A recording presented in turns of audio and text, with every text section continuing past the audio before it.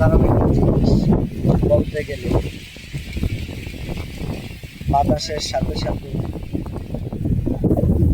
ধানগুলা কত সুন্দরভাবে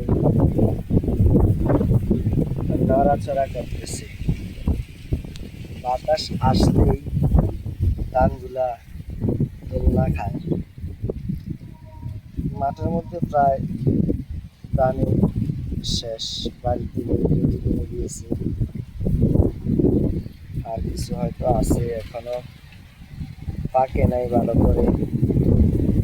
পাকলে এগুলাকে কেটে নেওয়া হবে।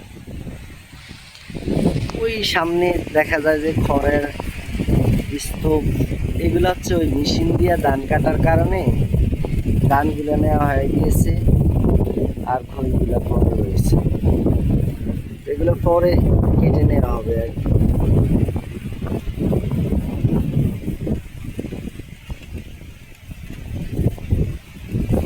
আসলে পৃথিবীতে নিজের বলতে কিছু, সব কিছুই হচ্ছে সৃষ্টিকর্তার নেয়ামত।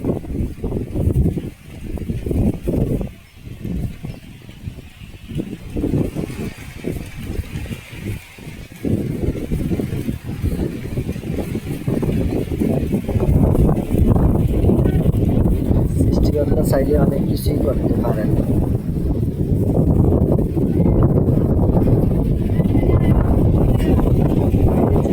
সাথে ঘটতেছে বাতাসের সাথে।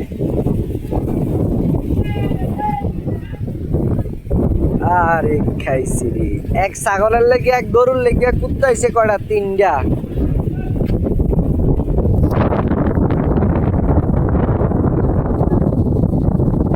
মাঠের মধ্যে গরু আর ছাগল দিয়ে রাখছে, এই জন্য একসাথে তিনটা কুকুর এসেছে এদেরকে কামড়ানোর জন্য। এই হচ্ছে একটা অবস্থা। কুকুরগুলো আস্তে আস্তে চলে যাইতেছে। এক ভাই মাঠের মধ্যে ঘাস কাটতেছে গরুকে খাওয়ানোর জন্য, আর হচ্ছে ধান কাটতেছে। একটা তো বাইক যাইতেছে, এই তো বাইক যাইতেছে কুকুরের দলে।